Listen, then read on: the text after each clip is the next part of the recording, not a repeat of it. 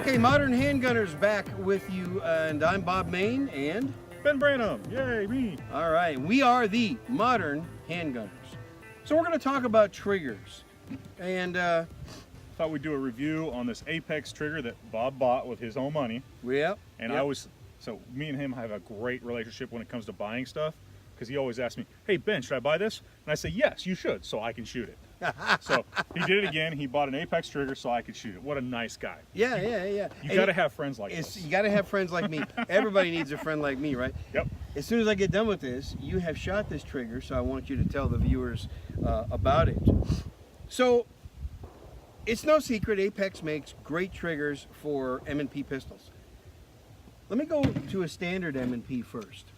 Okay, this is Ben's basically almost completely stock except for the sights M&P, and this is the version 1.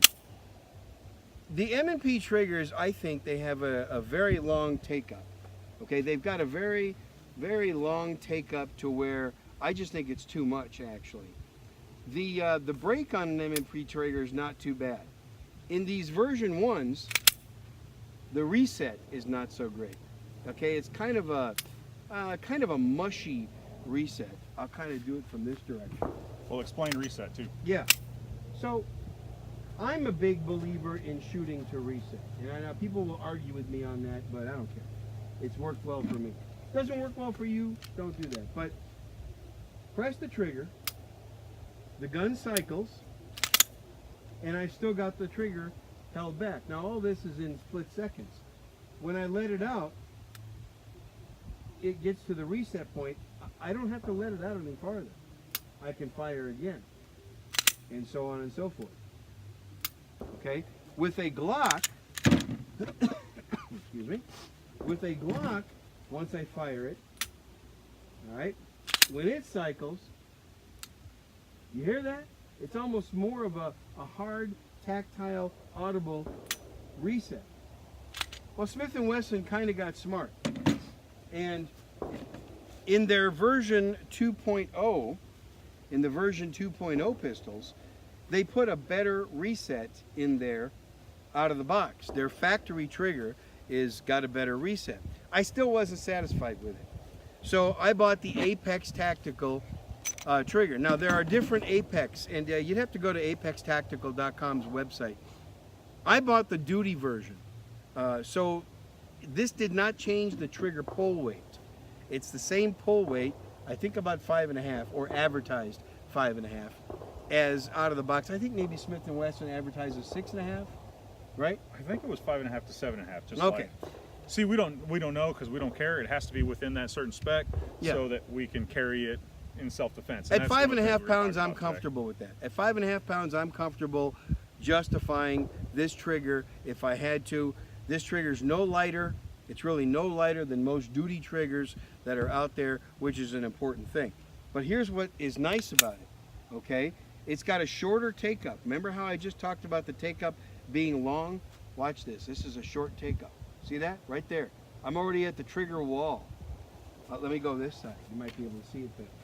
Okay? I'm already at the trigger wall. Watch this. Watch how short that is. See that?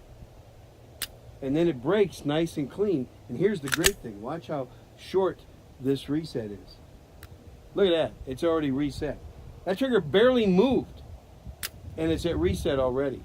So I think the advantage of this is faster, more accurate shooting. I'm a firm believer in that. And this is also a flat trigger. It's a flat trigger face. I'll hold it right about there so you can see how flat that is. Let me show you the factory. It's a curved trigger and it's kind of hinged. Some people don't like that, including me.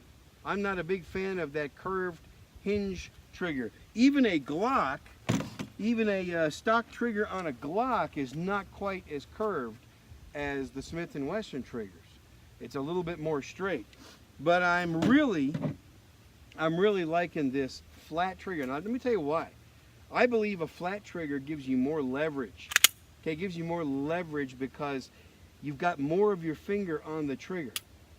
It's still got that little safety thingy there, by the way, so it's very safe, but it just gives you more leverage.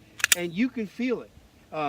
When you shoot a gun with the curved trigger, and then you shoot that same gun with the flat face trigger, you'll notice you got more leverage on it, and more leverage means typically you can be smoother with it, and it feels lighter. I'll say that again. I'm going to emphasize the word feel.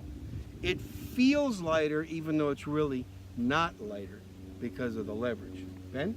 Let me give you some knucklehead science on this. Knucklehead science. Yeah, Marine Corps science. I'm going to get into the weeds on how this stuff works and what it actually does.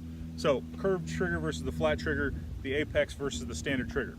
This curved trigger right here, I'm going to bump Bob out of the way, and you can look in here and you can see, and I'm going to use the pen, that it's broken into two pieces right here. And then when I pull the trigger, it actually has to go back and then lock into place, and then it moves. So a lot of people were really mad about Smith & Wesson for doing that because they wanted to do something else besides a Glock. All the Glocks have had the same thing since 1980 something. Yeah. This little tab right here, which is actually, I'm sorry, Glock marketing, it's a freaking drop safety on your Glock. So if I drop the gun like this, the weight of the trigger doesn't discharge the gun because it won't move unless this little spring tab is pushed all the way down there. And it automatically turns itself on when you let go of it. You know, gun on safe, gun off safe. They called it the safe action trigger, right? It's marketing. It was so the gun wouldn't drop. But it's a great idea because they didn't have any problems. So when you pull the trigger on the Glock, you just feel this little tab out of the way, and you can feel it when you shoot it, and then it's done. On the Smith, it's actually got that two-piece trigger in there. If you look right in here, you can see where it breaks. And then the idea is it hinges right there, and then the safety part gets out of the way. If I just pull on the top of the trigger, it won't move. If I pull on the whole thing, it goes all the way back. So that is one of the things that's been the problem. Apex, I lost the Apex gun, redesigned their triggers so that that is gone, and it's got that hinge, that little nub style that Glock does. Well, when they did that, now there's no hinge, so when you pull the trigger, it doesn't feel like there's a hinge there. It doesn't feel slop or like there's this extra squishy part. And that's the best way I can describe it. We don't like squishy parts. We don't like squishy parts of triggers. I didn't mind it because on the Glocks I put the 9-pound New York trigger return spring in and the 3.5-pound disconnect. If you're really geeky, you know what I'm talking about. And it feels like more of a rolling brake. I liked it, so when I went to the Smith & Wesson, it was actually good for me. Now Bob bought this because I had to shoot it, and to tell you the truth, because I buy things and Ben shoots them. Exactly. And to tell you the truth, I can shoot this one faster and a little bit more accurate because of the shorter take-up and the lot shorter reset. The reset is almost half of the distance of the original. They call it an advanced timing sear or something in there, but it really shortens everything. I really like it. I might have to buy one for my gun. Bob. Matter of fact, I think, I hate Ben, when he buys stuff and I have to. Ben, you have a Facebook video, I think, or maybe it's on your YouTube channel.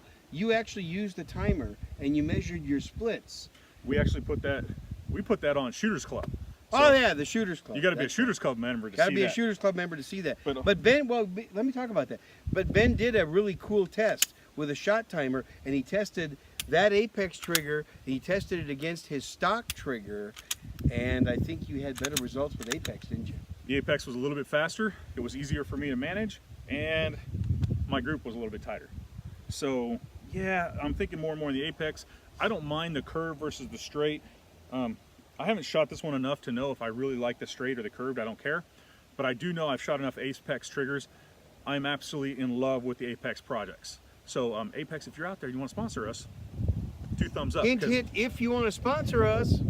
We'd love some of your triggers. They're the best triggers on the market, especially for the M&P. I like them better than any of the Glock stuff I've gotten, the Ghost triggers, the Zeb triggers, yeah, any of that stuff. I like the Apex better. And the duty kit is just nice. You get that 5.5-pound trigger weight.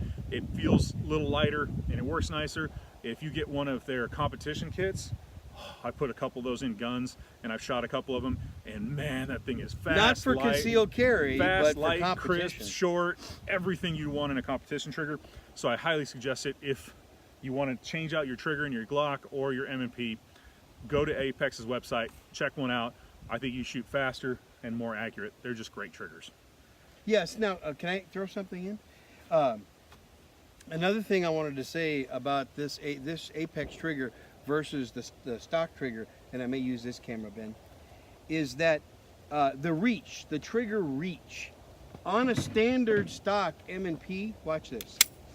This trigger, watch where it breaks, okay? It breaks way back here. See that right there, look.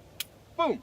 See how it's breaking? It's almost right up against the frame. That's too far for me. I got long fingers. If you have short fingers, that's good. I got long fingers, so I gotta wait until way back here for it to break. I wasn't crazy about that. The apex trigger, watch where this thing breaks. Gotta push the nub. Yep, sorry, hang on. Right there, look at that. See how much space there is between the trigger and the frame? I'll show you that again. I'll teach Bob how to use his gun. Yeah, teach me how to use the gun. Watch while I'm doing this with the opposite hand. See that right there? So I like it, the fact that it breaks, and they call that the forward set sear.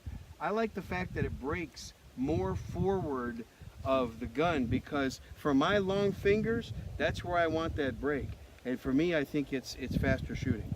Anything else about the apex trigger? No. I think we're out on the range again. Yeah, we're out on the range. We got to shoot because we got ammo, we got ears, we got a free targets, range, and we got range. There's no way we can just stand here. So no, can't do that. I got this one.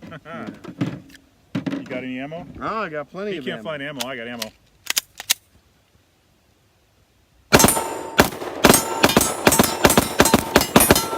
Don't you love that ringing steel? My favorite sound, steel. Yeah, you gotta love it. He shoots lower than I do.